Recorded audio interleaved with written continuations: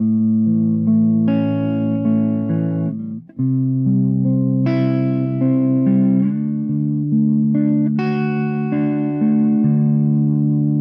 what's going on? Welcome to the Doug.Show. I'm Doug Cunnington, and today I'm going to talk a little bit about niche sites and Amazon affiliate marketing again.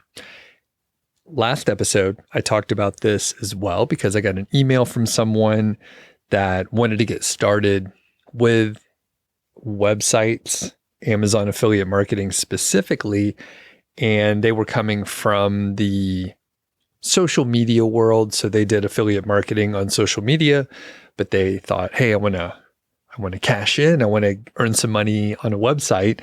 And I think, I'm not 100% sure, but I think they went to AI or got an AI answer of some kind. And it made me think, well, that's interesting. I wonder if the information on, ChatGPT or Gemini or wherever someone might be going to search for really any information, but for Amazon affiliate information, like what are they finding? Like, what does it tell them?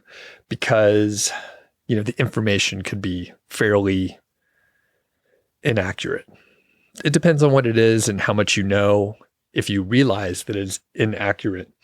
And the other thing, so I saw a couple responses to the video that I published last week where Agnes said, hey, I just started a new affiliate website last month. Please don't tell me it's a waste of time. Literally, that's what the video was. I was like, this is not a good use of time. I'm sorry, Agnes. And I replied back and I said that. Richard said, what about building a niche affiliate website, but most of your traffic is coming from Pinterest or social platforms like Facebook or Instagram, wherever. And I replied back, essentially, I won't read it here, but basically I was like, you could do that. And I think some people are doing that. I'm literally not trying to get that information if people are doing it, that's cool, but you run into an issue because Facebook or Pinterest or, pick the flavor of the month there, they could change their algorithm, which they have all the time, or something changes. And we've seen it again and again. And if you've been around in the marketing industry, things shift and things change. That is always going to happen. And if you end up spending a lot of time and effort getting traffic from one of those sources, you have to be ready to adapt. And I'm not saying it's a bad use of your time, although I probably literally said it's probably not a good use of your time. You should do something else. I'm not saying you shouldn't do it. It's just I don't know anything about it. And if people are doing it and then they're telling you, oh, by the way, you should buy this software that I created to help you do it, they have some incentives to convince you that it's a good idea. Additionally, my good friend Jesse over at Genius Link, Jesse Lakes, he's been on the show many times. He might be one of the most frequent guests on the Doug.Show. He's actually joining me. I'm going to talk to him coming up in a couple days, but he has a new version. I think this is the fourth edition. You have version 1.4 of Mastering Amazon Associates, subtitle, A Creator's Guide to the Amazon Affiliate Program. And he sent me a copy. So check it out. Jesse's a great guy. Genius Link is an awesome company. And from what I used to do, it makes sense for someone to spend time on Amazon Associates. But here's the thing, and I've been transparent about this. Like, I'm not building new sites. I'm not earning a full-time income from it. I'm not earning any money from Amazon affiliates currently. Actually, it might be under $50 a month. There might be a little bit coming in, but I'm literally not paying too much attention, or it's not an area that I'm focusing on at all. That said, you can still earn good money, and you probably have to get traffic from a different source. There are the examples where maybe sites were getting a lot of traffic back in the day and they were earning a lot of money, and now they still get some traffic and they're earning a lot less. That lesser amount can still be very significant, right? So it could be something that you should continue to spend time on. And the thing is, so many caveats before we get into the details of what AI says. And then my friend over at WP Eagle, Alex Cooper, he published a video and was like, hey, what are you guys up to? And I saw some comments in there and I wanted to respond to some of those because they were good comments and I want to talk about those. The thing is, and I haven't read the book. I read the first one, but I haven't read the newest edition here. I suspect there's a great deal of information about video. Like video is like where everyone's going regardless of the platform. So my hunch is video could be good. And I'll give a quick couple examples of content that I'm consuming. So back in the day, I watched a lot of videos and read a lot of blogs, really more blogs and podcasts, but a lot about marketing, a lot about content creation, SEO, blogs. Like a lot of us were coming up in the 2013 to 2016 timeframe. A lot of us were learning. It was a different time. But anyway, I watch a lot of videos now. I still read blogs and stuff like that because sometimes the information is just easier on blogs. I usually don't believe the AI overviews. I'll give an example. So I'm into guitars and I've been, just researching and I'm going to put pickups. I'm going to upgrade the pickups in one of my guitars. It was fun. And it was a good guitar, but I was like, you know what? These pickups are different and I want to check it out. I took a lot of electrical engineering classes in college. I really liked it. I was actually pretty good at it. And I had many labs. So I actually was a pretty good soldering engineer. So I can solder. It's been about 20 years, but I think later today, I'm going to have a soldering iron delivered. I have one of my guitars with all the hardware off of it. The pickups are out. The switches are out. I've disconnected everything and I'm waiting to get some of the other components that I need. And then I'll solder it up and then I'll have these like really nice, like upgraded pickups that should give a completely different sound.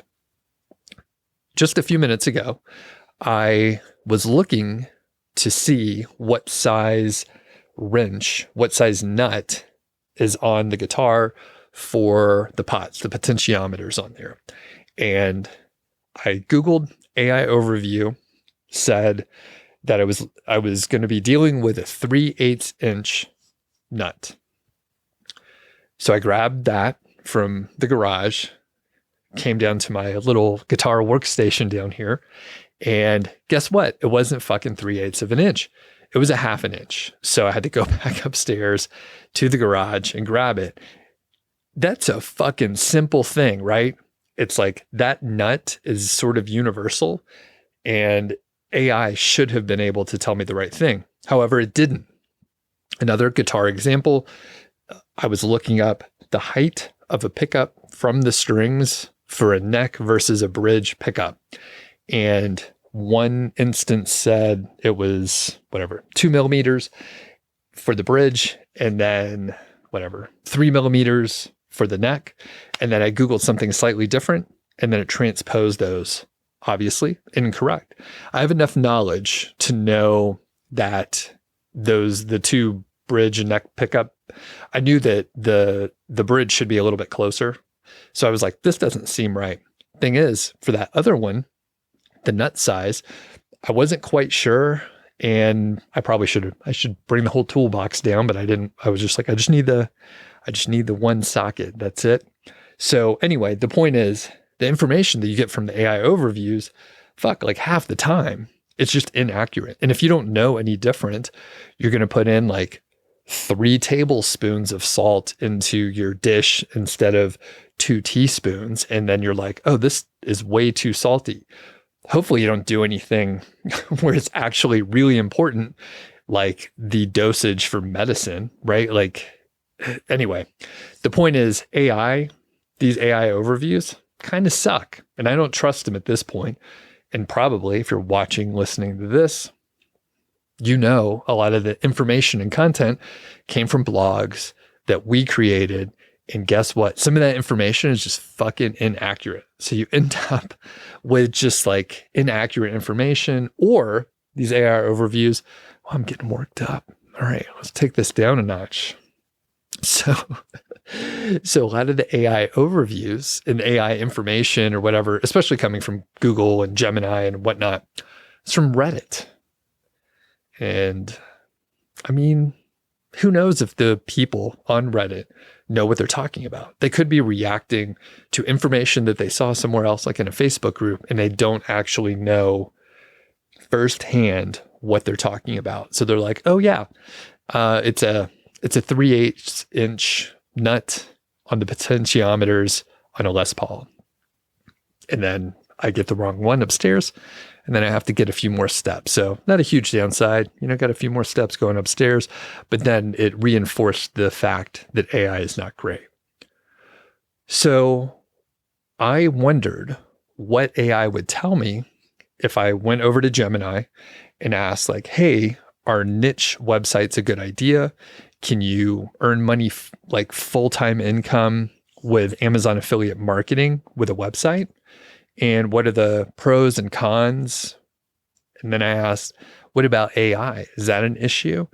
And it provides information, kind of the stuff that you would expect. I mean, literally the pros and cons that I would have outlined in 2015 for most of it. Of course, I did ask and prompt and say, hey, what about AI? Is that an issue? And there's a couple, there's some concerns that are listed here. And we'll go through a couple of these. I won't belabor it too much.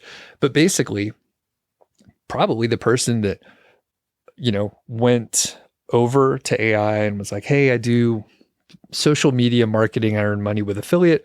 Can I build a website? And they were like, hey, great idea. They go start reading about it.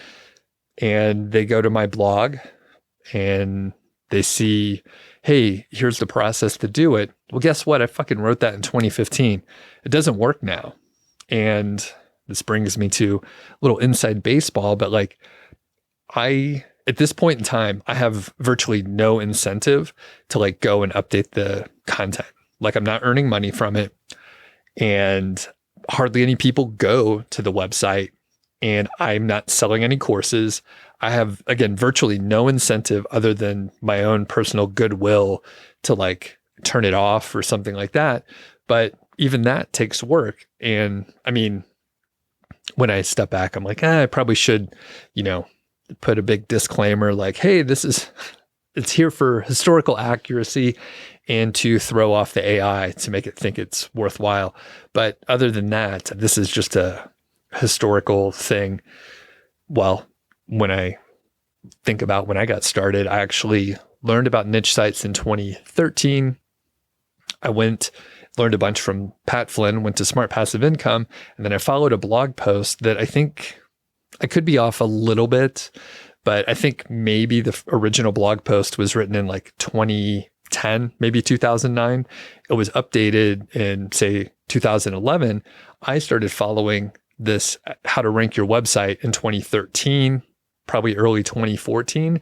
And it was talking about link wheels. It was talking about buying links from Fiverr, setting up Web 2.0 like Blogspot or Blogger or WordPress.com blogs, and setting up like fake blogs and using it was like a word spinner, like an article spinner where it used a thesaurus or something and it just substituted words, and just publishing like fake content. So I followed that in like 2013, and the content was old. So like this is an issue, right? If someone has hundreds of blog posts or, many tens of thousands, hundreds of thousands of words published, or maybe like 2,000 videos, it's a little bit of work to try to clean up that old content.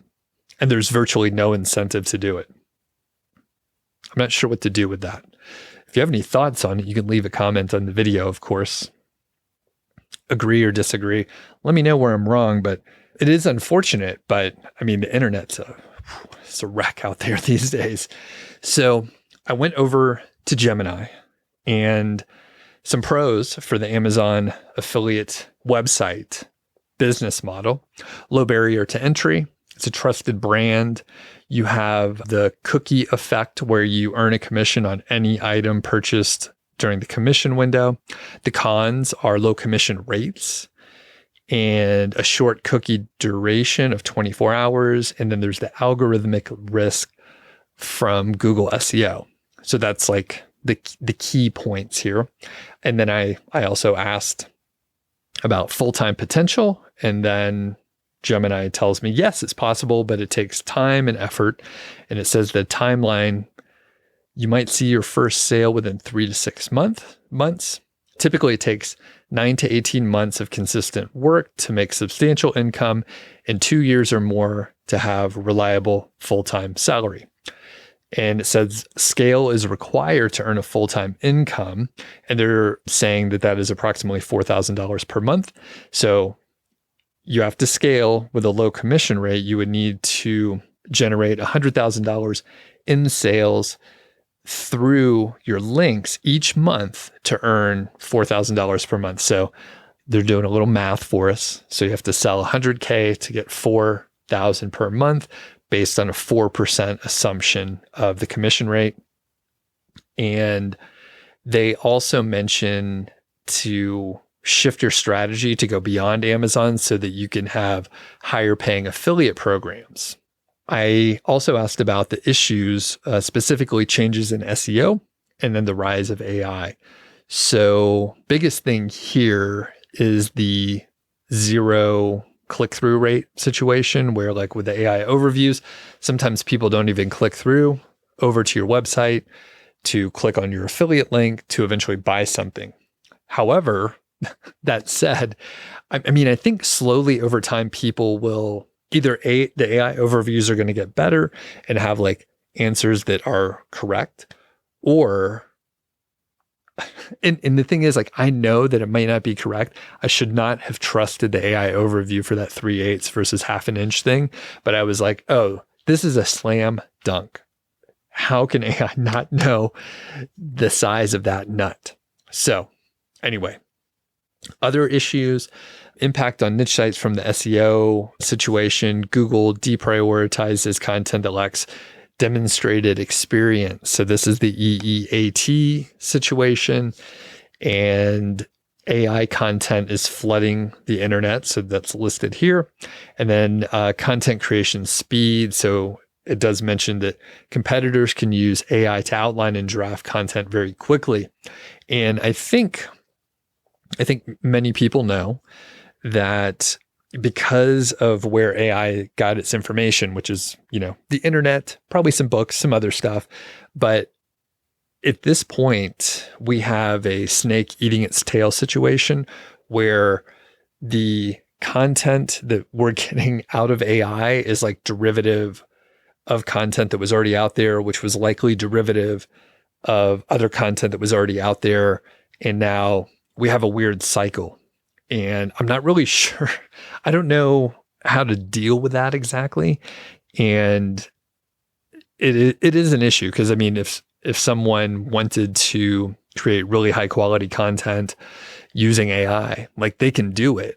Now, high quality, ignoring accuracy, it could be high quality as far as like formatting and the best practice for like SEO and that sort of thing, or marketing as far as having calls to action and encouraging people to make the purchase.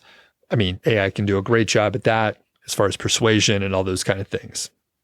So all this to say, someone can hop over to their favorite AI tool and ask, hey, is it a good idea for me to create a website about guitar pickups and do comparisons and earn money? And I mean, I saw some of those sites out there because I would end up and it would be like this pickup versus that. And I would read it and it was so generic. And I knew either the person didn't know what the fuck they were talking about, or it was literally written by AI and it was generically comparing a couple pickups, which, I mean, I'm in the weeds. I know a lot of the details of these pickups, and I could tell immediately that it was not a good website. So obviously I didn't click on any of the links, and I bounced away and tried to find, better information out there. So I'll link up so you could check out the video by my friend Alex Cooper over here. And it's a recent one. I just happened to, I check in on my friends, and it's titled, "I Thought I Cracked Instagram Reels Until This." Alex, he's this clickbait if I ever saw it, but I watched the video and he goes through it and he does ask, he's like, "Hey, what are you guys up to? Like, what's been going on?" And I'm not going to read all of the comments here. Some of them are super positive. Some are like, "Hey man, like it's good that you're putting out a vlog and you're telling us what you're up to, and the industry is shifting." And we get that. A couple people said that. Someone said that they missed the weekly live stream. So Alex and I both used to do a weekly live stream, but as time has gone on, we have other stuff to do. It's fun. I like to do the live streams, but when I look at my opportunity cost and the other things that I can be doing instead of a live stream, many times the other thing wins out. I've done hundreds of live streams. So I cut my teeth on it. I had some fun, but it doesn't have the novelty, and I'm not getting as much out of it from a presentation standpoint. It's just more, it's a thing I can do, but I don't do too often these days. So there were a couple in here that I do want to respond to. Initially, it's the internet, right? So initially I was like, I want to defend my position, but the thing is, everyone's feelings and thoughts around this are totally valid, and it's not for me to decide. However, I can respond to some of them, and that's why I have my own YouTube channel, so I can reply back. And I encourage folks to, reply in the comments. It's YouTube comments they could be a little rough, but it's fun when there's some debate going on. So I will mostly read the comments, and you know what? I will read the whole thing. Give me one sec. Since this is over on YouTube, I'll just share it. And this comment was from Adam. He says, "Hi, Alex. It's great to see you, and I'm really glad to hear that you're doing well. Regarding your YouTube channel, I have to admit that I rarely watch it these days. Your channel used to be one of the best on YouTube when it came to blogging and affiliate marketing, at least in my opinion." Smiley emoji. "I want to be honest, and please don't take this as any kind of criticism or negativity. It's just that most of the videos and topics you upload now don't really interest me. They feel a bit boring to me personally. I understand that you probably have new plans and want to take things in a different direction, which is totally fine. However, from the community's perspective, especially those interested in affiliate marketing, it feels like your channel has become quite quiet in that area, and I think it's a real shame because your earlier content was so valuable and inspiring. Anyway, I still wish you all the best with whatever you're working on." Alex replies back, "Thanks for the feedback. I'm doing more WordPress tutorials, and I guess that doesn't always hit the mark with my audience. I'll get back to some more affiliate marketing videos. Smiley." Alex is a very nice guy. So I think that's a good response and actually a good explanation from Adam. And I'll read a couple more here. So from Niche Safari, that's Chris over there, says, "Still here and missing the community. Good to see you uploading, Alex. Building my digital products empire. I reckon it'll work out. P.S. You should take your dad's 10-pound note off the pin board and head to the pub." Smiley emoji, in reference to The Office that Alex was recording. And so do check out the video over there and encourage you to, reply back if you have something to add. So I'll read one other from Secret Panda. "This has just evolved. I used to learn a lot from you, from the Income School, Doug, and many others, and I don't understand why people are posting random stuff. Like for me, it's random, and now to stay updated and keep learning, I have to turn to Twitter. I just want to say that you were the ones who got us started with all this work. We got involved because of your guidance, and now it feels like you're leaving it halfway. You seriously need to get things moving and keep us along. Now it feels like we're being left nowhere. So, again, Alex is far nicer than me. Thanks for the honest feedback. Everything changed, and we're all trying to adapt. And actually, that's a good answer. In Secret Panda, I recall, you being on some of the live streams, I think. And it's interesting because, just like Alex said, things basically changed. And I, mentioned it before, but basically, like, I've been transparent. I don't build these websites anymore. And I think it's unfortunate that Secret Panda feels like he or she was left without further information and to keep things moving along, and feels like we're being left nowhere.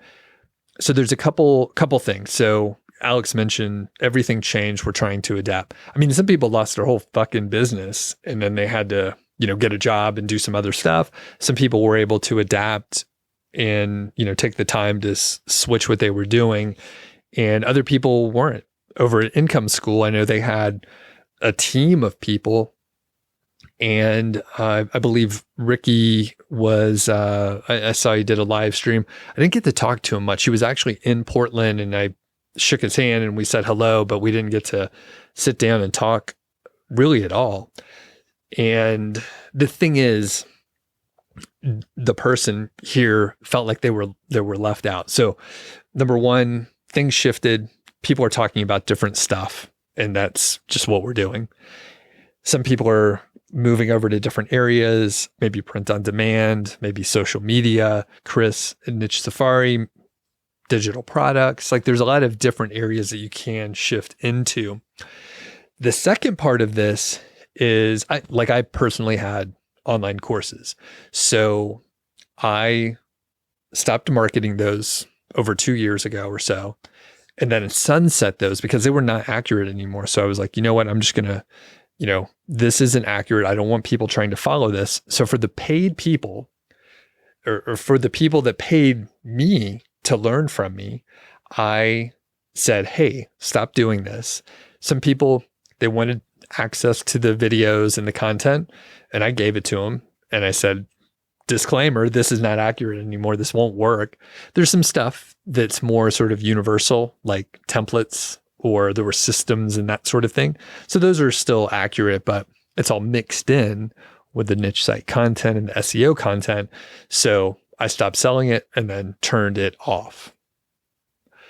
There's a whole other set out there. And I think it's important to note, and this could hurt some people's feelings, but if you're part of the audience, but you did not pay money and you weren't a client of Alex, he had his WordPress theme and some other stuff, or you weren't a student of mine, or some people were like, hey, I'm a student of yours, but they weren't actually a student. They were a viewer.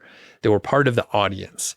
And there's a different classification, right? Like, I have no actual responsibility to, if you send me an email and you're part of the audience, usually I'll probably try to point you in the right direction, but I'm under no obligation to help people for free. And you may think, hey, Doug, you're a real dickhead. You should help people for free if they are asking you a question. And I actually did that for quite some time. It turns out it's not scalable, and it's really draining, because sometimes people, and this is exactly what happened, people would ask me a question, I would record a little video, I would send it to them. This is the early days, right? Before YouTube and all that. Send them a video, I'd answer their question, and then they would come back, a month later, they're like, hey, I have another question. And then I would check if they actually did the stuff that I told them before. And they said, no, I found some other stuff and I did another thing, but I still have questions. And then I realized, oh, they didn't value anything that I told them. So I don't know, Secret Panda, if you were a student and you were, a paid student or anything like that. I still get questions occasionally, and I try to, again, point people in the right direction. But at this point, as Alex mentioned, like this business model kind of went away in the way that we were doing it. And I feel bad for you, Secret Panda, that you felt like you're left with nowhere to go and we stopped creating that content and it seems random. Well, for me, it's not random. I'm just telling you the stories, and I suspect you don't watch my channel anymore because it is random shit. And I'm like, hey, I'm talking about some other stuff. Sometimes it's applicable, trying to find my footing with a shift, but I'm not trying to like be something that I'm not, right? I'm not trying to go out there and keep talking about niche sites because number one, although I'm literally talking about them now, I'm not trying to like tell you how to do that now. However, I don't really have a big interest in that area anymore. I got my fill of it over the years and I like to do new things and to learn new things. So I've kind of moved on.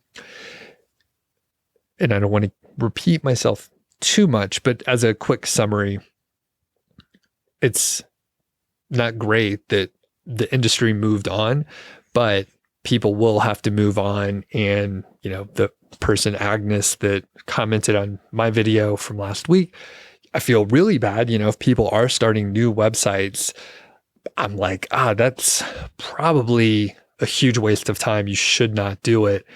And I don't know like the quick pivot that someone could do because things got flipped and things are changing really quickly. I mean, at this point, when I see like a picture or a video on Facebook or Instagram, I'm like, is that even a real video? Like, I don't trust any of the content. I think there's going to be a lot of people that kind of shift away on the content consuming side where, I used to maybe flip on Instagram a lot more. Now I don't. I'm like, this is mostly garbage most of the time. And there's so many fucking ads. Oh man. A lot of clickbait, and it's not doing it for me very like again, I just don't trust because there's so much AI content out there. So things are moving so quickly. I don't even know like where I would direct someone other than like video. And I mean, this is the kind of video that I do where it's pretty authentic. It's not edited very well. It's not overly produced. It's the kind of stuff that I end up watching and consuming. And I think it's still susceptible because I have heard and seen instances where people, I guess people take, say like this content and then they feed it into AI and they just essentially take my words and then have an AI person do it and say it and then publish that. So I don't know how like that's going to play out because that would be super hard for, us to police that ourselves. And then from the social media company standpoint, they don't really give a shit as long as people are producing content for them for free and it's sucking in an audience. Like they don't really care as long as you stay on there. Wow, really dark. Okay. Like I said, I don't want to repeat myself too much, but I can tell you from the random videos, and it feels random to you, is because we've moved on and we're doing different stuff.